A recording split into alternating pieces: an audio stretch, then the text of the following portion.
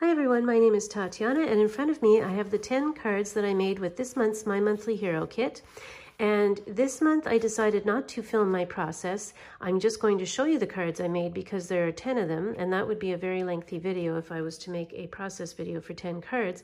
But if you would prefer a process video, let me know in the comments, because I'm still trying to sort things out, whether I like to make the process video or just make the cards and show you. So let me know what you think. Okay, so for the first card, I just did some basic die cutting, and I colored the mountaintops with this acrylic marker from Pebeo, or Pebeo, however you say that. So this is a little bit of paint up here on the mountaintops, and other than that, all I did was just use the tree dies and the mountain die. And then I just used a circle die to cut them all out, and I cut the greeting on a slant. And I think that that is a really basic and stunning card, if I do say so myself.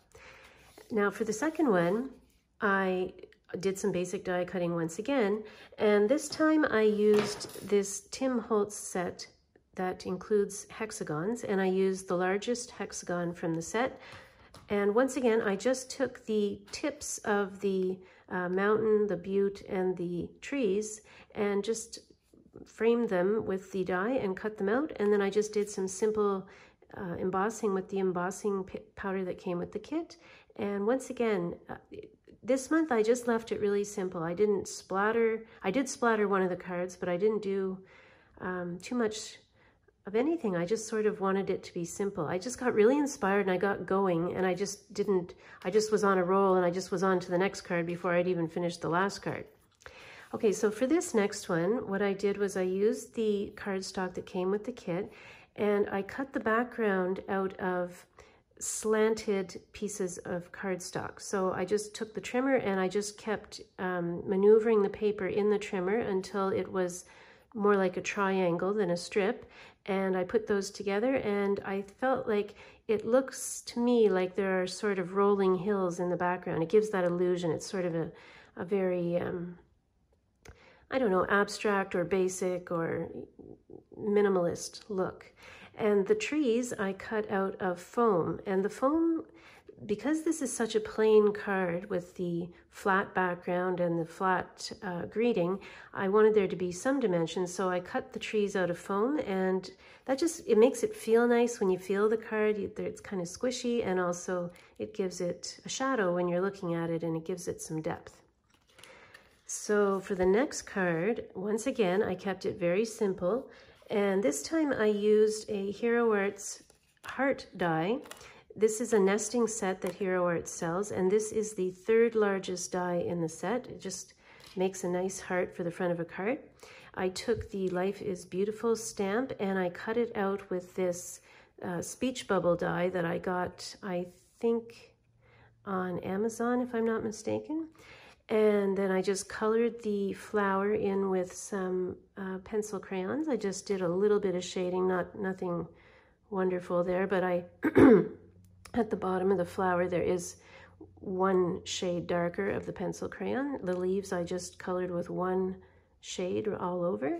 And once again, a simple card. I was tempted to splatter this one with some black ink, but I resisted that temptation, because I was all about simple this month, because by the time I was finished with this card, I already had another idea for the next card, and I don't know, I was just running from one card to the next.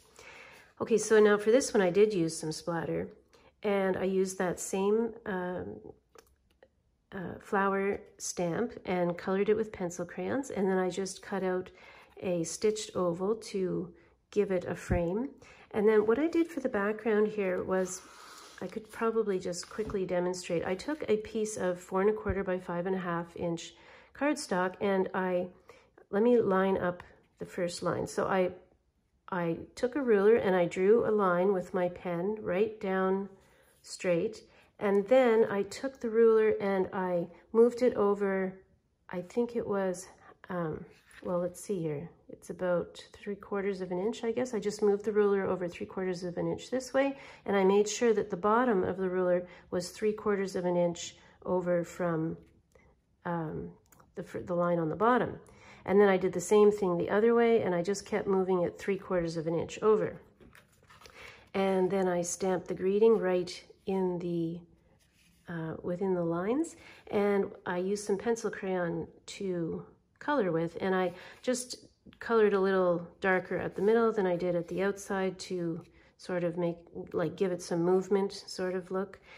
And then I splattered with the spray that came with the kit. And I really like this one. It was simple to make and kind of fun to make too. I don't know if I would do it again this way. If I did it again, I might put the stripes going this way, because you read, I just feel like it would be easier to read if I had put the I miss you this way and then the get well soon up here. But I actually kind of like this too because it looks different. I might make that one again. Now, for the next couple of cards, what I did was I used some old backgrounds that I had sitting around. This is an opportunity to use those backgrounds that you've made and are just sitting somewhere and you think, I might never use these. These I made years ago. They definitely weren't intended for this project, and I used Distress ink and Distress Oxide ink, and I just smooshed them down on a craft mat, added some water, took my paper and mopped the ink up with the paper and let it dry. And when I was making them, I was careful to make sure that the bottom third or so of the card was a little darker, because I did want them to be landscapes, and I feel like they did sort of come out with that landscape effect. And the nice thing about these rub-ons, of course, is that you can use them on a dark colored background and they look exactly as they would on a white colored background because they're opaque and not translucent. So it's nice because you can use any patterned paper that you have. So if you have any backgrounds that you've made or any patterned paper that looks like a background, take those out and see what they look like on them, because we have 5 sheets of these rub-ons, and so you're not worried about wasting them because you've got 5 sheets. So here's another background that I made. Once again, I definitely wasn't trying to make it look like a desert when I made the background. It was years ago. But it does kind of, to me, this looks a little bit like there could be a horizon line here, and then there's sort of like a canyon in this area, and then this is the foreground, and this background has what looks like dirt here. And you know, for most cards you might think, oh, what in the world would I use that for? But in this case, it's absolutely perfect. It just looks like a dirty ground, let's say. So these are 2 of my, I think these 2 are my favorite because I didn't know how they were going to turn out, and I just went for it and rubbed some, you know, cactus into places that I thought they looked appropriate, and they came out, it was kind of a surprise the way they came out. So I encourage you to use up your backgrounds on these cards. Now for this one, this started out with an 8.5 by 11 black sheet of cardstock, and I took some white paint and splattered it all over the 8.5 by 11 piece of cardstock, and then I cut the cardstock into different shapes for backgrounds because I use the Starry Skies quite a bit. So I thought, why don't I just make one big sheet and then cut it up instead of having to each time bring out my paint and splatter the background. So I made an 8.5 by 11, cut it up, and in this case I think it makes like a little it almost looks like a postcard or something, like a like one of those Polaroid portraits. And once again, the rub-ons look nice on the dark background, and I really like how this one turned out too.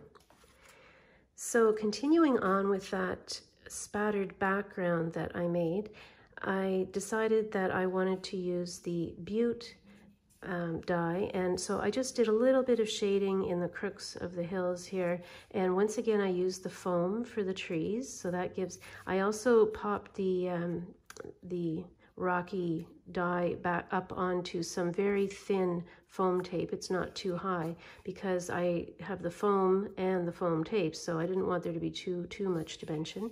And then I used the glitter on the moon. And one thing I want to tell you is that there's a difference between when you use the glitter on white cardstock, whereas versus when you use it on dark cardstock. So this glitter I put onto black cardstock, And I think it just gives a little different of a look. It almost looks like it's two-tone glitter, and the deeper tone is the black backing that you're seeing coming through and sort of mixing with the glitter there.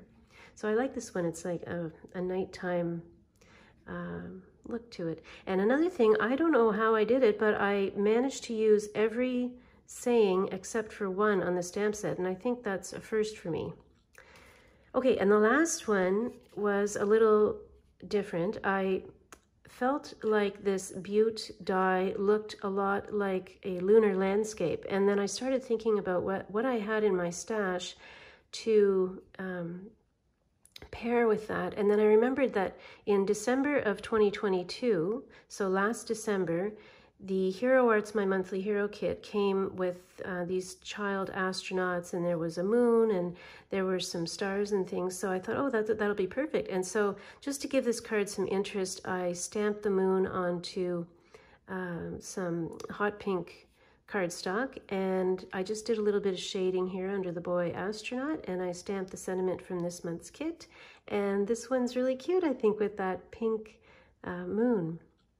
So let me know which one you like the best, and tell me in the comments also if you prefer a process video, or rather if you would just rather see the cards like I did this month, because in past months I have made process videos, but it was just going to be too much because there's 10 cards here and it would have taken forever to do it. So, and I felt like maybe you actually prefer just to see the end result, which is the cards.